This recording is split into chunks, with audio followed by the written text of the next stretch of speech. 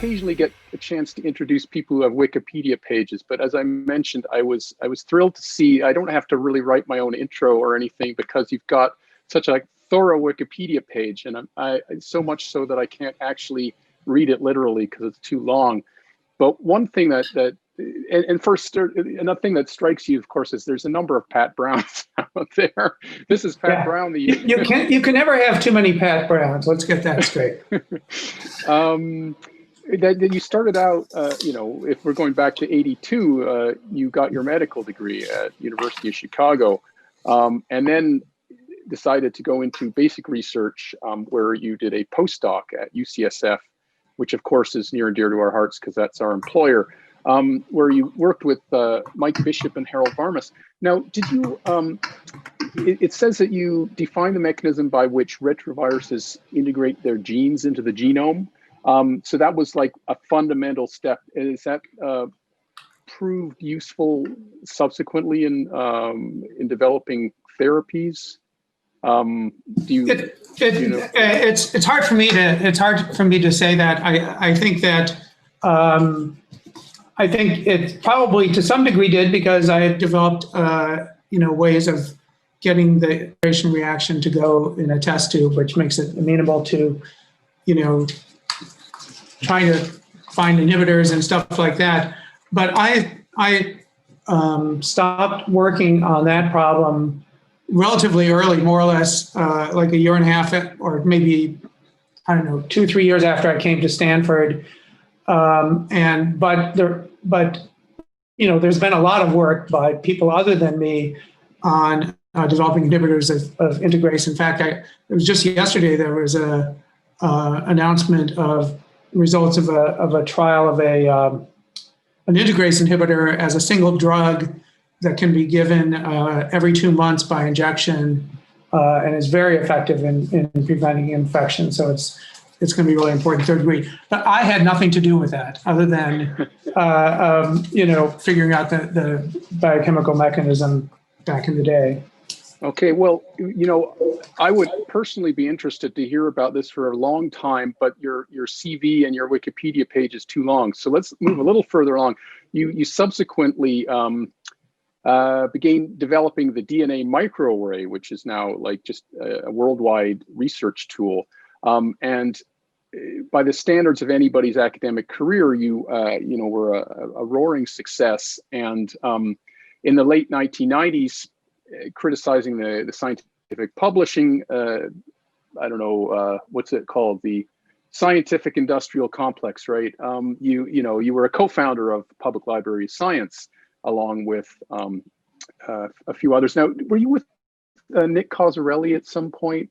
Yeah, I did my PhD with Nick at the University of Chicago, and that was figuring out the mechanism of type 2 topoisomerases that basically figured out that they pass DNA strands through one another. Nick was a terrifying figure in the Berkeley MCB department. I passed through when he was a prof there. He scared the hell out of all of us. But so he is actually, he liked to be scary, but he was actually a really sweet guy. But the point where we're all here talking about today is that you in 2009 took a 18-month sabbatical, where you reconsidered your career, and at the end of which you had decided that solving animal participation in food production was the biggest challenge that the world, biggest solvable challenge that the world faced. So we'd really like to know one more thing is that you came back from that sabbatical having made that decision that this was the most important problem. And like any good professor, immediately convened a conference or worked with other people to create open a conference, but the conference didn't have much effect. And this seems to be a natural academic response to a challenge, is to have a conference, get people together, they talk about it, and then expect things to happen, but they're academics, so nothing actually happened. So I guess we're really interested in how you made that decision to at that point say, I'm not going to be a full-time professor anymore. I'm going to pursue this challenge that I consider the most important thing. Tell us about that choice.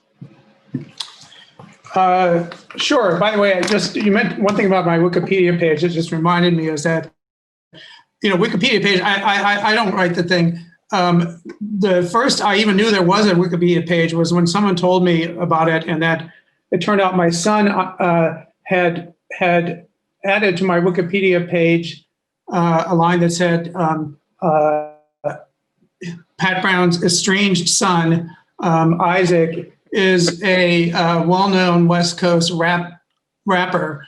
And anyway, he's not really my estranged son, this is his one, but I thought that was pretty funny. And that was the first time I realized that there was a Wikipedia page associated with me. So there you go. How long did that stay up for? I don't know. It was a friend of his one of his roommates told me about it. And I don't know how long it had been up, but anyway, just goes to show Wikipedia. I love Wikipedia. So you were asking about this, how I made the decision to go the direction I did. And first of all, I think it's important to realize, and you were pushing back on this, and I welcome the pushback, but that what I realized was the use of animals as a food technology is by far the most destructive technology in human history, okay? And nothing even comes close. And fossil fuels, everybody's thinking about fossil fuels. The impact, first of all, the impact of replacing fossil fuels is very small. It's great, I'm all for it, okay? So let's just get that straight. With renewable energy is small compared to the impact of replacing animals as a core technology in the food system. And I can actually, if you don't, well, I'll say there's two things. Number one, there are the two greatest environmental challenges. There are many reasons to get rid of animals as a food technology. I'll just stick to two. Two biggest environmental challenges we face today are, number one, climate change, and number two, not necessarily in this order, number two, a catastrophic collapse in global biodiversity that is less well known, but possibly an even greater threat to the viability of the Earth's biosphere. In the past 50 years, the total number of living wild mammals, wild birds, wild reptiles, wild amphibians, wild fish, probably even invertebrates, although they've been less well tracked, based on an ongoing study over the past 50 years where censuses have been taken of many thousands of species that are sort of representative of biodiversity. There are less than a third as many wild mammals, birds, reptiles, amphibians, and fish living on Earth today as there were 50 years ago, okay? It's an absolute collapse of global biodiversity. And it's not just because we regret that this is happening to those species. It's that the integrity of ecosystems depends on the biodiversity in those ecosystems. And if you, do something as catastrophic to components of those ecosystems as we've done, it's not just going to be we won't have giraffes. Whatever the seeds that they spread, you get rid of giraffes, and those trees won't grow back in 50 years. You won't notice it until 50 years from now when suddenly trees die and nothing replaces them. So that's a catastrophe. And it's almost entirely due to our use of animals in the food system. And why is it not pesticides, say, or for corn? Pesticides are a drop in the bucket.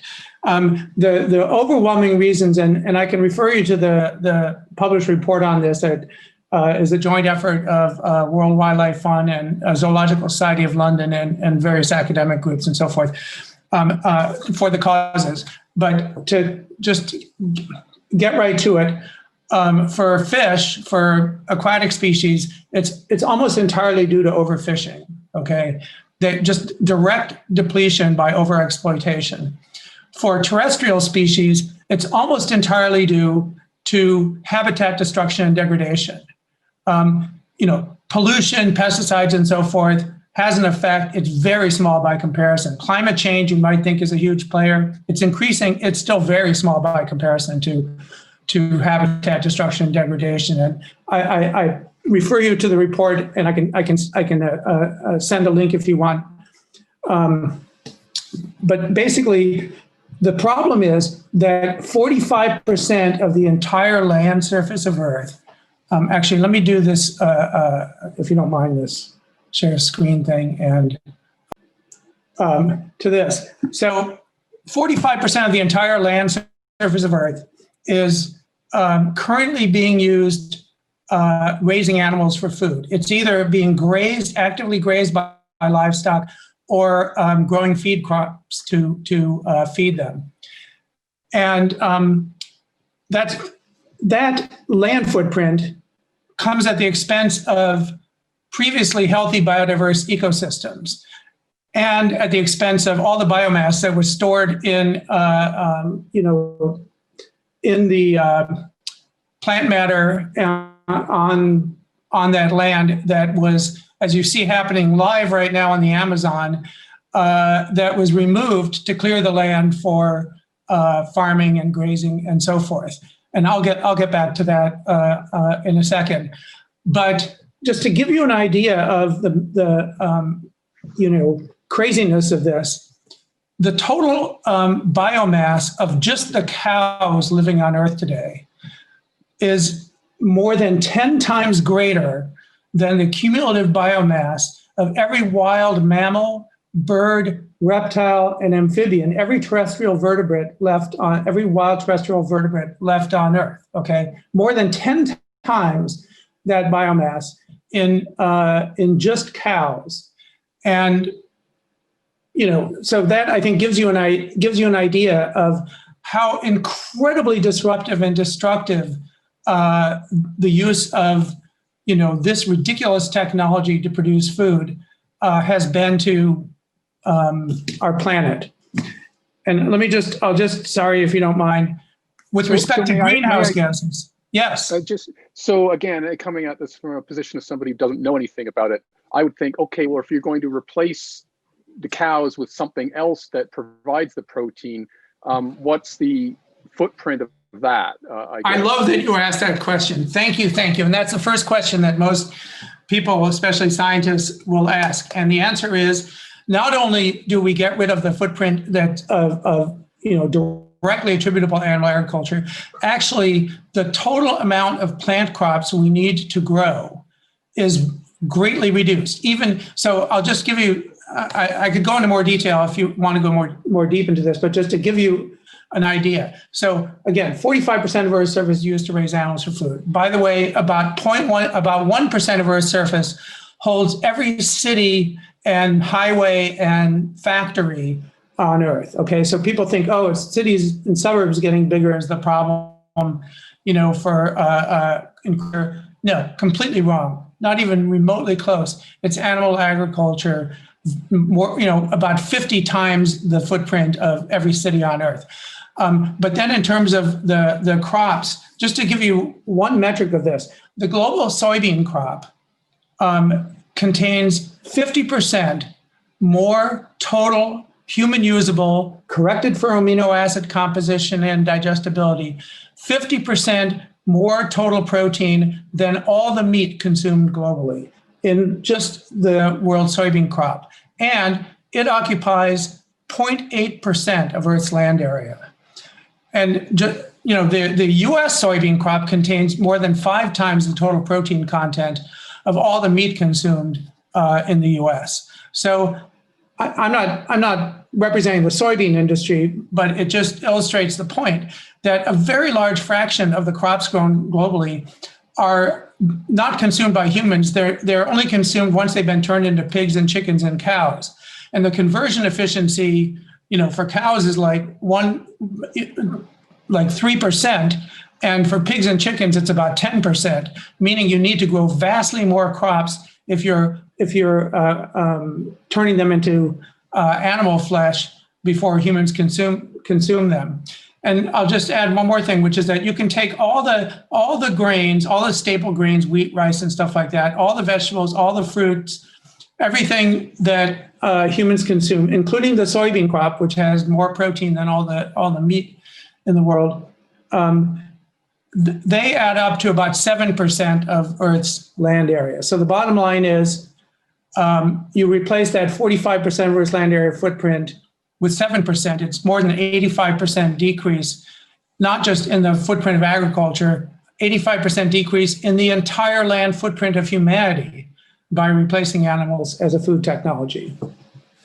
So great. Now we've got an audience of largely composed of entrepreneurs, some of whom, as you so humorously pointed out, probably not too many of them are actually in food tech, because you claim there aren't many food tech entrepreneurs. The audience would probably beg to differ.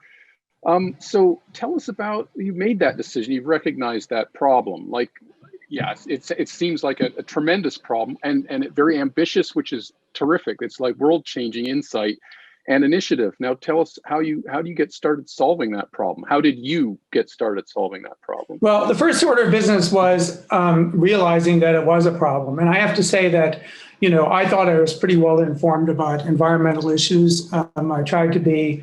And ironically, I haven't eaten meat for my entire adult life, and I haven't eaten any animal products for like past 15 or 20 years. And so I had no particular stake in that industry, but I didn't really, I didn't realize how bad it was until I started looking into it. And then when I realized how bad it was and the opportunity that, and I'll just say that and you can challenge me on it.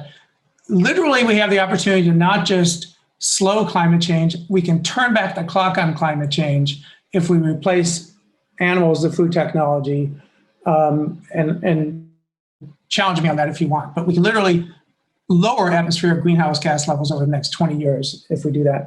Anyway, when I realized that, I also realized that, I made that abortive attempt to do a workshop because I thought, maybe this is a way that we can get the world to understand the magnitude of the problem and so forth, and that actually it would not only be good from an environmental standpoint, but actually be better from an economic standpoint, food security, public health, and all those things. Then I realized that this is a complete waste of time. And so no one's going to, when we come up with a report, it'll be on page 6 of, the local news and sit gathering dust on the shelves of people in Congress and so forth, and forget about it. Okay. Also, you're not going to solve the problem by trying to persuade people to change their diets. Okay. By telling, it's bad for the planet to eat meat, blah, blah, blah. A proof point that that's not going to work is I went to the Paris Climate Conference, 6 years ago or something like that. And you're surrounded by people who have devoted their lives to addressing climate issues and environmental issues and so forth. And they're very informed about it. They understand the problem. When you talk to them about animal agriculture as a climate problem, they're acutely aware of it, and yet they all want to have steak for dinner. So the point is, you're not going to solve the problem by educating people or persuading people that this is a problem. And you're not going to solve it by compelling them. China asked its citizens to cut back their meat and dairy consumption by half 3 years ago. And what's happened is absolutely nothing. The demand has just continued to increase. So the only way to solve it is to realize that it's actually not a demand problem. It's a technology problem. We're using this incredibly inefficient, primitive, prehistoric technology to turn plants into these high-value foods, meat and fish and dairy foods. And the way to solve it is to accept that the demand will continue to exist, but that we can do a better job of satisfying that demand by creating better technology. And I don't mean better just from an environmental standpoint, but from a nutritional standpoint, a cost standpoint, and even a deliciousness standpoint. And when you think about it, the cow did not evolve to be delicious. And it's, it hasn't gotten any more delicious in 10,000 years. It's not even working on the problem. And once you decide that we are going to optimize the technology for all these things, as soon as we have products that are as delicious as the best thing you can get from a cow, we can make them better. And as I said, the cow's not even trying. So that was the thesis, that the way to solve this is market competition. We develop a better technology platform. We compete in the marketplace by making products that are explicitly created to deliver pleasure to meat consumers or the consumers of the current products. Not vegetarians, not vegans. We don't care about, I'm vegan, but we don't care about them, okay? We have to focus on delivering optimal value to current meat consumers. I felt like that was doable, and that the way to solve this then was build a company with the mission. Our mission is to completely replace animals with food technology by 2035. But the way we do it is to build a more efficient, more continuously improvable technology platform, and then create products that directly compete in the marketplace against the products from the current industry, and basically pull the economic rug out from under it. Again, our mission is achieved through the market, but what's driving it is we want to get rid of this incredibly destructive technology ASAP. Great. So I'm just thinking, like, what makes the most delicious stuff that I can think of, and I don't know why, but McDonald's comes to mind, right? So there's probably and they make highly processed food, which nobody questions exactly what that burger is made of, right? It's I mean, my 8th grade English teacher said they're allowed to call it beef, but it's not actually what you would think of if you when you consider beef. But here we've got a bunch of people watching and listening who are early stage entrepreneurs, and they want to hear the story of how you got started, and ideally some mistakes that you made and learned from. So there you are, you've made this decision in your head, but nobody else knows you made that decision. Who do you start working with to make this reality? Okay, actually, I can. So you asked me to pull up some slides that are this very unpolished stuff that I just threw together literally in the past 2 hours, of kind of related to the past history, which I will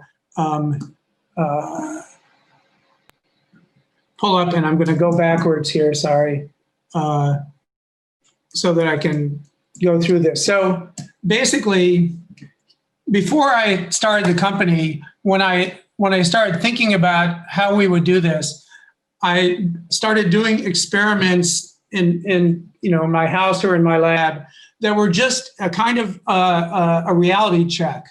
Are the things that we're going to need to be able to do feasible? So this is an illustration of one of them, one of the early experiments, which is I was thinking about, okay, how we're going to need to replace cheese, just one of many things, okay?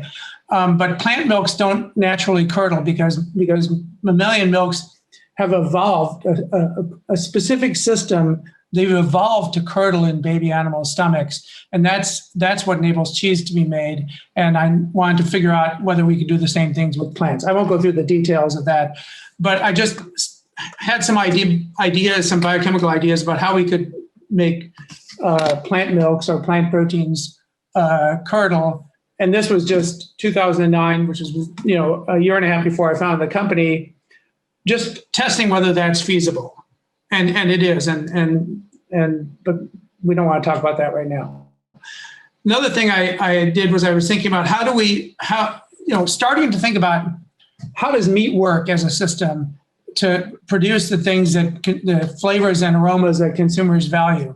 And it's clear we didn't know how to do that. If you look at all the plant-based products that existed back then, plant-based meats, they were, to a meat lover, they were just not even remotely close, okay? And the reason was because the people who were developing those things, their whole thesis was they were making products for people who are looking for alternatives to meat. They're vegetarians or vegans or people who have health reasons to reduce their meat consumption. And that meant that to succeed in that market, you only had to be better than the next best plant-based product. You did not have to be better than the animal product. And that is a recipe for inferior products. I realized we had to make something that's better than the animal product. And step one was deeply understanding where the very unique properties of meat that distinguish them from any plant-based product, including previous plant-based meat replicas and stuff like that, where that comes from. I had the idea that one of the critical ingredients was heme. And I won't go through all the details, but basically, of course, people have known about heme as a molecule for centuries, or for at least a century. And it's a molecule that carries oxygen in your blood. It's what makes your blood red. It's what makes meat red. It's also essential in every living cell on Earth as a part of the energy generating system and so forth. It's also the catalytic business end of a lot of essential enzymes in your body, including all the enzymes that are involved in synthesizing steroid hormones, or most of the enzymes are involved in that, and metabolizing toxins, caffeine, and stuff like that. So, okay, now you look at meat, it's obvious, visually obvious, that it contains a lot of heme because it's pink or red. And we know that heme is one of the best biological catalysts on Earth. I had the idea, well, maybe the reason that meat is such a dynamic producer of flavor and aroma is because it has a potent catalyst in it.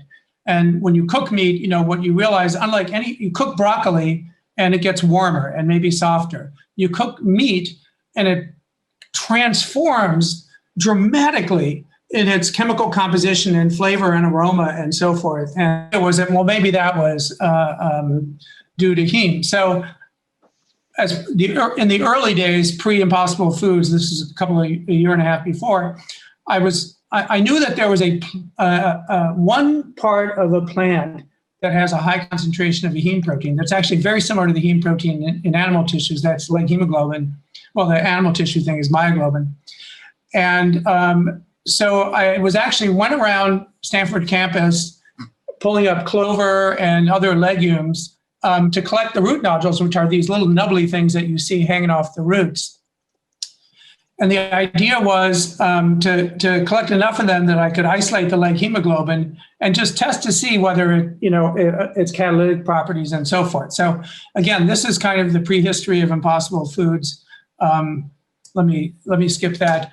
At some point, I realized I didn't know how to do anything, but I was confident this is doable. Okay, and that's when I went to investors and basically pitched that, we're going to there's a clear path to replacing this prehistoric technology. It's incredibly underperforming in every measure, including economics. It's fundamentally unimprovable, hasn't fundamentally improved in a very long time. There's a path to improving it. The market, and I was very stupid about giving a pitch because I saved the punchline. I buried the lead, basically. The lead should have been, in 15 years, this is going to be a $3 trillion market, which would have been enough to get the investors to pull their checkbooks out, I'm pretty sure. But instead, I went through a labored description about the environmental impact of the industry and a lot of the nerdy science and so forth before I got to the punchline. But anyway, so this was your first experience with business. You hadn't, presumably at Stanford, you're interacting with people who are spinning off companies. But I had zero interest in that. That's the thing. I had zero interest in that. I mean, I have nothing against it, but I just feel like I got the best job in the world here at Stanford. I get paid to follow my curiosity and just discover an I would be doing for a hobby if it wasn't my job.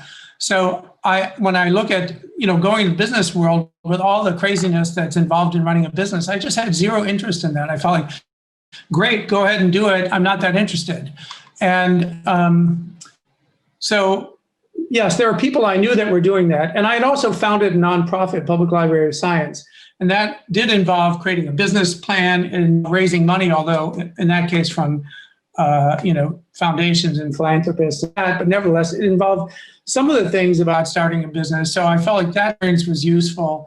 I sort of realized what some of the critical things were in terms of convincing people that this is a good use of their money. But I was still a complete neophyte. And so at this point, it's just you going and talking to investors, or do you have other people on your team? No, it was just me. I mean, the closest I had there, it was me, and then my wife and daughter occasionally serving as tasters when I was, prototyping, cheeses and stuff like that. And then the students and postdocs in my lab and colleagues at Stanford laughing at me for my wacky experiments and so forth. No, they weren't. Still laughing? No, they actually were incredibly supportive. They were sometimes laughing when they saw, these,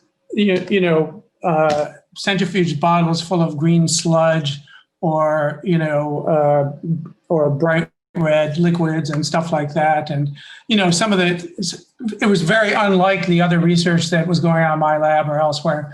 But no, they were super supportive, actually. A lot of people think, oh, well, that should have been very complicated. No, my colleagues at Stanford and the people at Howard Hughes Medical Institute, which was my actual employer, were incredibly supportive of this endeavor, even though it was, a little disruptive to them. Who's the first person you bring in on the project? Well, I had to raise money. It happened actually, okay, this is a bit of an arcane thing, but because I had been doing some work on figuring out how to make cheeses from plant ingredients, I connected with a couple of chefs. Tal Ronan and Monte Cassino was a guy who taught cheese making at the Cordon Bleu Academy in Boston. And I shared with them a kind of a technical breakthrough I'd made that made it possible to make very cheese-like curds from plant milks. And so they had started working in the background on this before I founded the company. And, as working with me, like I would just send them the enzyme, the critical enzyme, and I did some, I prepared the raw materials and I sent them to Monty and he made cheeses out of them.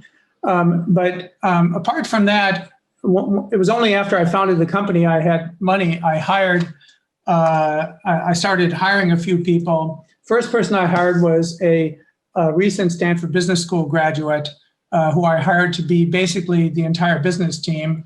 And Nick Hall is his name. And he's still at the company and he's leading our international expansion now. Because I didn't, like I say, I didn't know anything about, the practical mechanics of starting a business. The legal requirements, getting the permits, balancing the books, any of that kind of stuff. And Nick was, good to go. And he was he had grown up, but he was very, he was very, very quickly bought into the mission. So building a team, I know you were going through some slides here, but that's of a huge interest to a lot of these early stage entrepreneurs is how do you get the right people on your team? So how did you proceed to build that nucleus of Impossible? Well, part of it was that I knew that we needed someone who was a business operator, who knew how to, who knew the ins and outs of running a business. But then the main thing that we needed was scientists and engineers. And so I focused primarily on hiring people, and they were mostly very young people who were just out of graduate school or college or postdoc in some cases, because that was a constituency that I knew well and had access to and could find, talented people. And also people who were really all in on the mission. That was critical. And it was important for them because basically when I founded the company, my fundamental belief, which I still absolutely believe, argue if you want, is that this is by far the most important science and engineering project on Earth, full stop. And so it's a science and engineering project, and I need to find the best talent that I can readily put together. And like I say, initially it was young people fresh out of school who also needed to understand that basically as soon as they're hired, their job is whatever needs to be done. So I wanted to hire people who were generalists. And in fact, some of the people I hired, they immediately had to start working on something that was categorically different than the scientific problem they've been working on. Like they'd been working on, arcane aspects of gene regulation in, mammals or yeast or something like that. Now you're working on flavor, or you're working on isolating leg hemoglobin from root nodules. Let me just show you another picture that just illustrates something. And this kind of gets into mistakes made. So this is within the first year of the company. I had the idea, and I spent a pretty large fraction of our bandwidth and money on the idea that we would isolate leg hemoglobin from root nodules as this critical flavor and color, component in our products. And so these are, what you're seeing here are basically super smart people who had, Nick is the guy on the left, but others are scientists who had been trained in very different fields. And basically, in these images, you can see they're out on a farm harvesting root nodules from a soybean farm in Minnesota. You look in the right, there's a contraption that we built out of a street sweeper propped up and a bunch of plywood that was our crude device for removing the root nodules from the roots and stuff like that. Like, this is not what anyone went to graduate school to do, okay? But what I was looking for in the people I hired was people who were just like, I'm all in on the mission and I'll do what it takes, whatever it is. Like, my job is whatever needs to be done. And they're great problem solvers, great generalist problem solvers, but I wasn't hiring for their special skills. And I can do more explaining about what the things in this picture are. Let me just. So I don't know why this one thing I do know is that you're hiring now. So what kind of people do you need now at this stage? How many people are on at Impossible Foods at the moment? It's about 700, including people in manufacturing. There's a couple of hundred there. And then our R&D and business teams. I don't know why this thing is auto advancing. Let me just escape so that it stops doing that, because it's annoying. So there's about 700 total. The core R&D team is probably there's a fuzzy boundary between the R&D team and the product development team and so forth, but I'd say it's probably between 50 and 100 people in the core R&D technology platform team, and then about an equal number that are involved in inventing, developing new products, and then the rest is business functions. And so an important message, if there's anyone out there who is interested, who finds the notion of working on the absolutely most important science and engineering project in the world right now, and possibly in history, because we're talking about saving our planet from environmental catastrophe, which is literally what the company is found to do. Like, people think of it, it looks from the outside like a food company. From the inside, it's all about saving the planet, basically, by using science and engineering. And we're on a hiring blitz right now. We're looking for scientists at every level, every career stage, from very advanced in their careers to just out of postdoc or graduate school, or even just out of college. And we've got an endless set of super interesting scientific and engineering problems. When I went into this, I thought, wow, food's going to be, I got to do this because we got to save the planet, but food's going to be boring. I really thought food was boring. But once you get into it, you realize, no, it's only boring because there hasn't been any innovation in the food system of any meaningful kind for, as long as I've lived. Nothing changes, nothing fundamental changes. Oh, we have, we've added BT to corn to help it be resisting insect pests, or we've, made a new flavor of Twinkies or something like that. But that means it's wide open for innovation. I mean, there's thousands of years worth of interesting problems that are just sitting around to be solved. and they are, a lot of them are, deep molecular problems, and just everything from plant physiology, plant genetics, to agricultural engineering and technology, ecology, all the way to sort of the molecular biophysics of proteins. There's very little understanding of the relationship between protein structure and sequence, and the kinds of materials those proteins can make when you denature them or expose them to various changes in forces. Most of the physical properties of food are the result of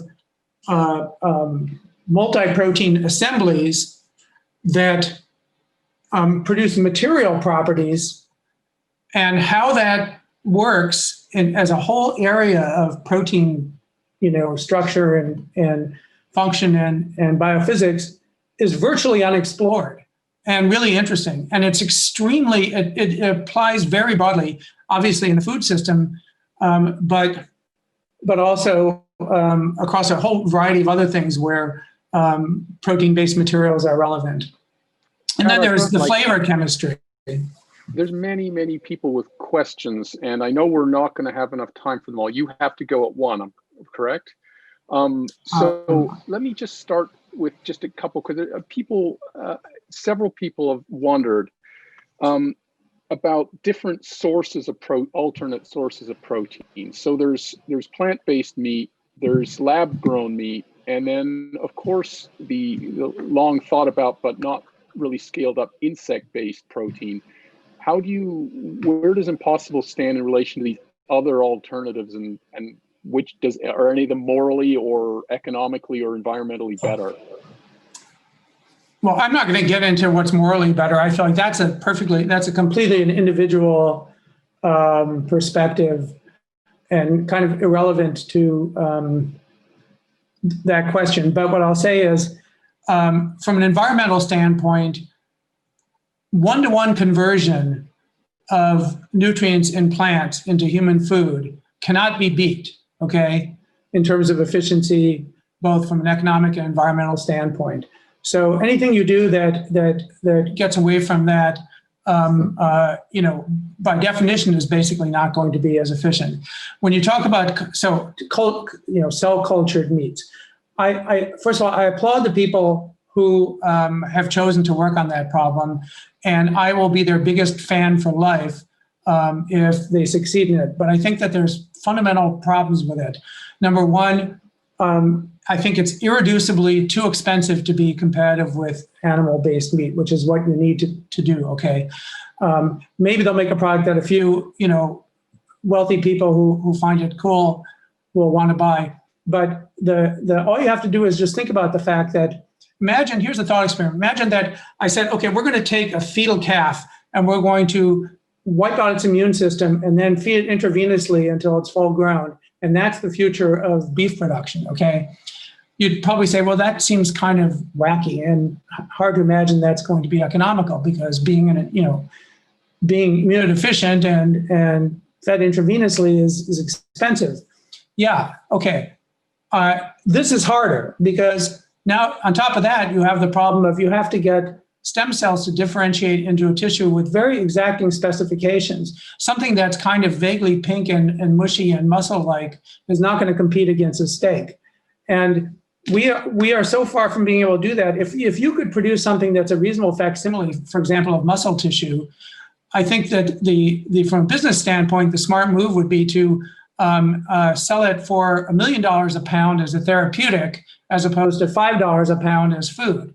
But that business doesn't exist because it's fundamentally hard and fundamentally expensive, and I don't think it'll be economically competitive. But there's another thing also I'll just add, which is I think there's a logical flaw there, which is that the moral equivalent 200 years ago, if someone had said, well, the way we're using horses as a power system for transportation is, it's environmentally destructive, which it actually is. And therefore, we're going to come up with a better system. So here's what we're going to do. We're going to culture horse muscle cells and hook them up to gears and pulleys and that's the powertrain of the future, Well, the problem with that is that you have failed to recognize that the problem you're solving, which is moving a vehicle, fundamentally has nothing to do with a horse. The horse is just the technology we've used for the past 1,000 years. There's no reason that if you're stepping away from the horse, you still have to hang on to some little port, because what happens is now you're locked into the fundamental limitations of the horse, as opposed to saying, no, what we're trying to do is solve a transportation problem. And that's what we're optimizing for, not a horse-based transportation problem. And in this case, the problem we're trying to solve in the food system is to make the most delicious, nutritious, sustainable, healthy, affordable meat in the world, not the most, all of that we can make from animals. And when you step away from the requirement for an animal, suddenly you're in control of all the knobs. You can dial in any flavor you want. You can optimize the texture to some space that no animal has ever done. You can make it juicier than any cow can be. And you're not stuck with the limitations of cow. You're not stuck with cholesterol. You're not stuck with the sugars that are in animal tissues that are potential cancer risk factors and stuff like that. You can do it from the ground up molecularly. So that's my feeling about it. But honestly, I don't want that to come across as disparaging to the people who are trying to do it, because I would love for them to prove me wrong. And like I say, I'm going to be their biggest fan if they do so. But I don't think it'll ever work, and for fundamental reasons. One question that we had a couple varieties of was, how do you experience the tension between the environmental movement and the anti-GMO activists? I mean, you're right at the intersection of that. You're trying to save the planet, and you're also faced with people who think that any kind of alteration in natural food is an abomination. And this brings us into the larger question of marketing, which is, well, if that's what they think, then it's baffling that they would be trying to defend the current meat industry, which is extreme alteration from a natural system. But anyway, well, okay, getting back to your question, though, it's a good question. The fact is that I think the whole anti-GMO issue is it's a legitimate issue to the extent that there are regulatory barriers that are specific to GMOs that it adds another hurdle for us in terms of our products and so forth. From a consumer perspective, the anti-GMO concept is not deeply rooted at all. You hear a lot about it because people love controversy, and there are people out there who are extremely anti-GMO and they make a lot of noise about it. But to most consumers, it's a total non-issue. And you just think about all the cheese, or not all the cheese, but a very large majority of the cheese in the US for the past decades has been produced using, quote, rennet, that is from genetically engineered yeast that have had the cow gene for this enzyme chymosin introduced into yeast. And that's the plant-based rennet, but that's been produced by genetically engineered yeast for decades, and it's pretty much ubiquitous. And there are many, many other genetically engineered ingredients that are ubiquitous in the food system. And of course, the cows and pigs and chickens are almost entirely fed by GMO corn and soybeans and so forth.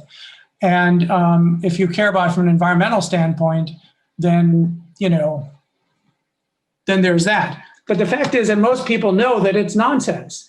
And when I've talked to people, no matter, even people who start out being, oh, GMO, that's so bad. Once I talk them through it, because nobody ever talks to them like intelligent people, they realize, oh, okay, actually, there's no reason to be opposed to it. So I think that the whole anti-GMO thing is going to fade away over the next decade very quickly. And this must be part of your marketing plan, because you can't go out there and talk to people one-on-one, right? So how is Impossible addressing this in its marketing efforts? Oh, simple. We tell the truth. That's how we do it. Before we even had a product on the market, we were talking to the press when they became aware of us about the fact that we're using genetic engineering to produce this critical ingredient. By the way, the stuff I was talking about, root nodules, that's an example of an expensive mistake I made early on, because it turns out that's not a scalable way to produce like hemoglobin, and we switched to genetically engineering yeast as our way of producing it.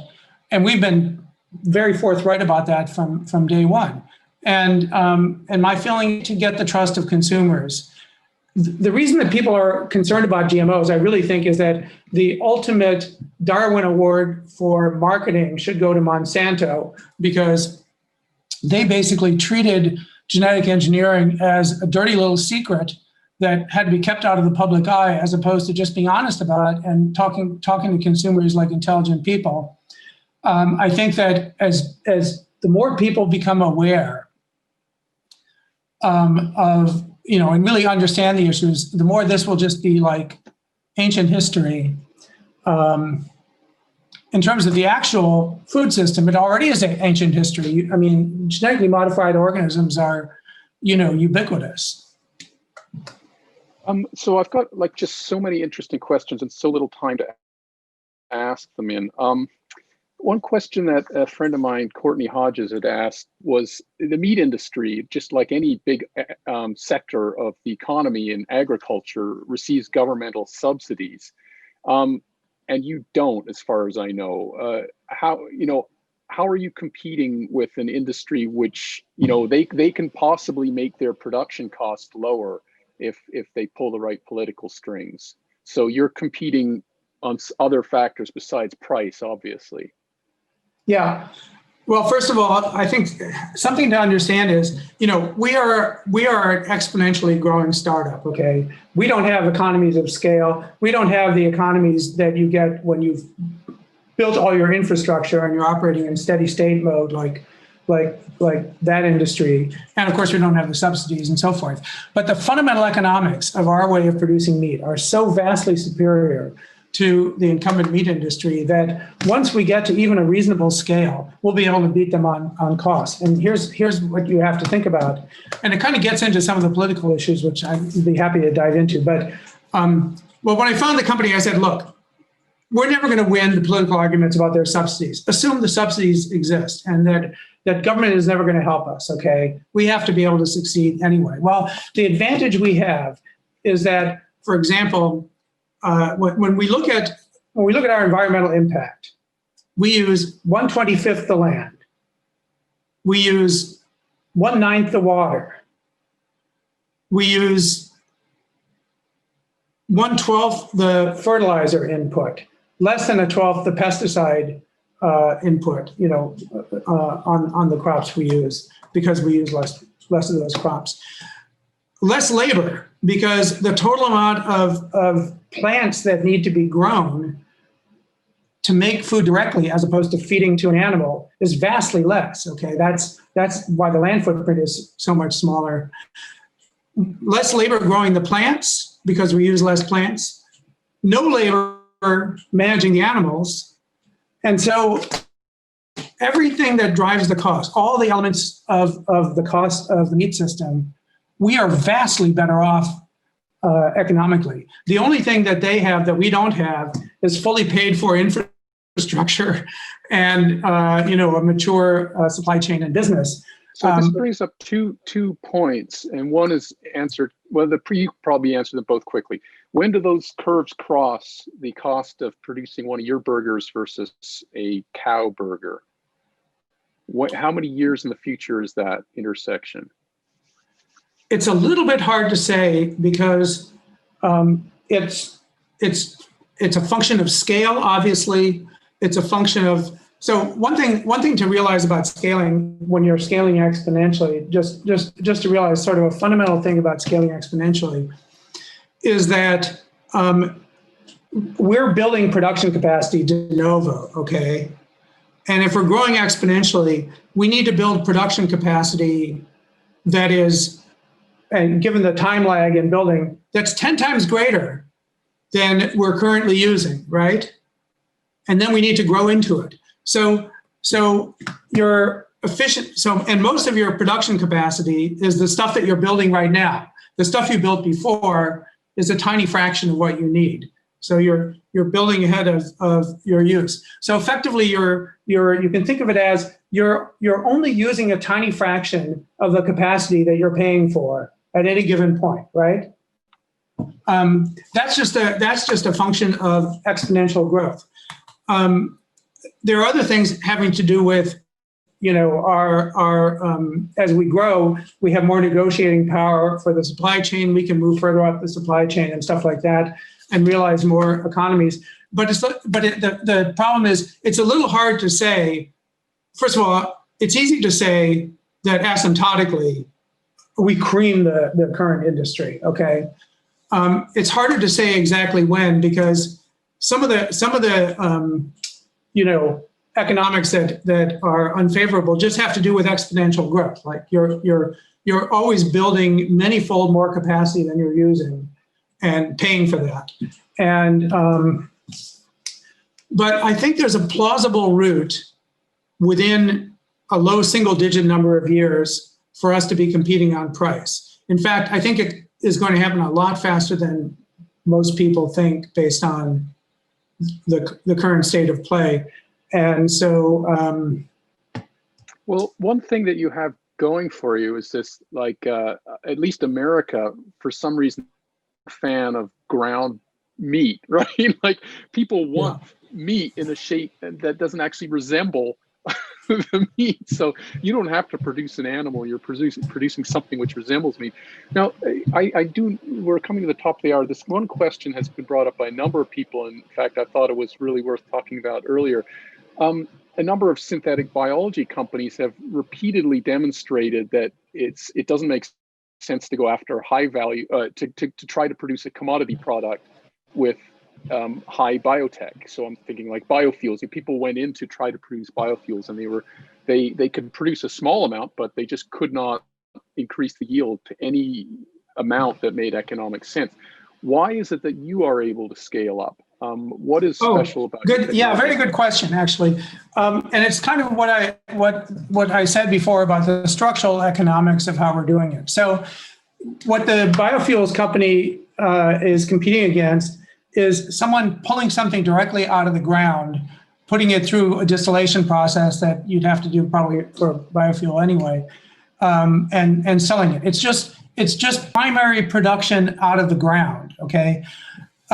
It would be the analogous thing for us would be if you said, well, are you going to try to use biotechnology to produce soy protein without using a soybean or something like that? Well, that would be a heavy lift. But what we're talking about here is something very different. It's the technology platform of animals. Okay, is incredibly inefficient. We're competing against something that's vastly less resource efficient and primary resource efficient than pumping oil out of the ground.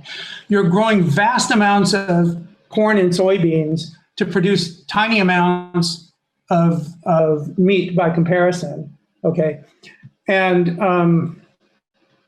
so that's kind of really the issue, is that we're competing, unlike someone who makes their product just by sucking it out of the ground, we're competing against a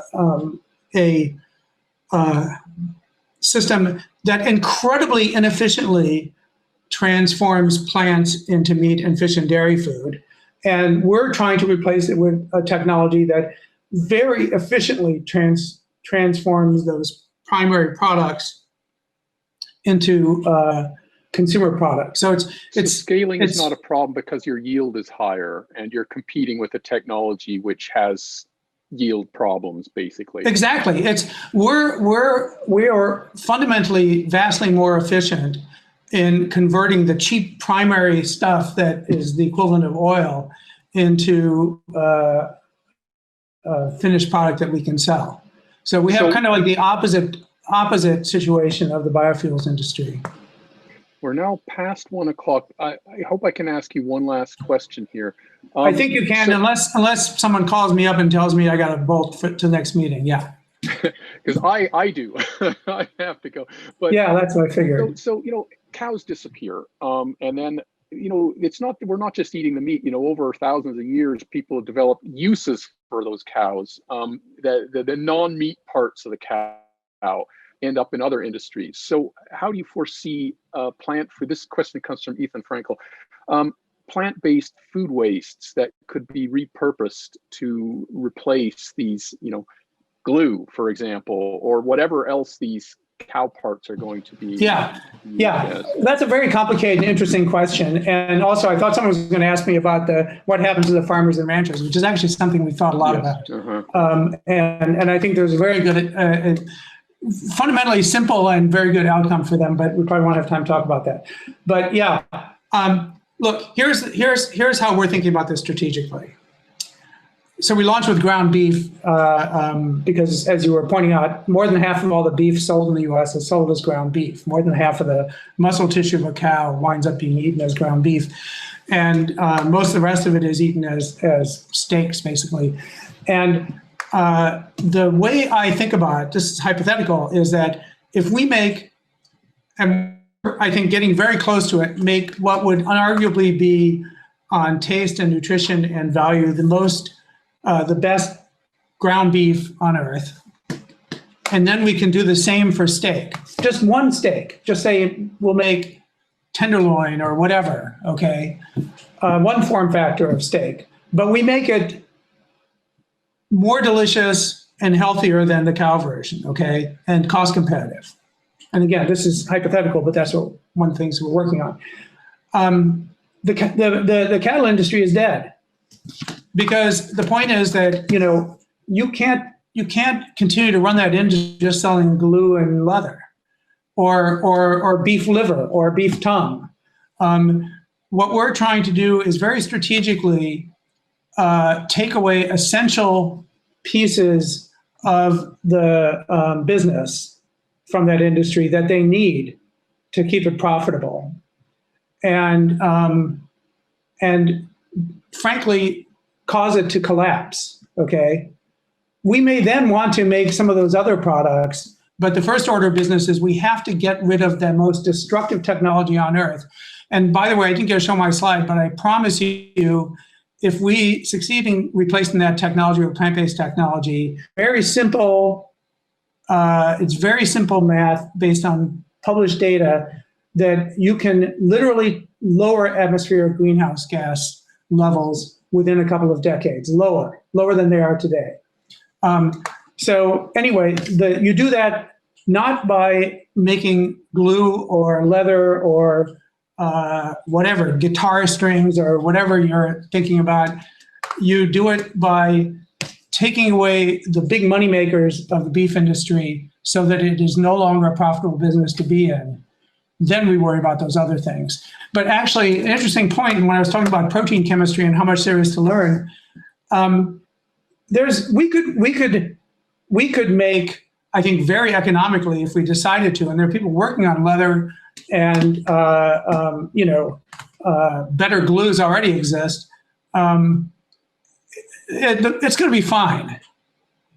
If you love beef liver, you may be in for a few years of privation there, but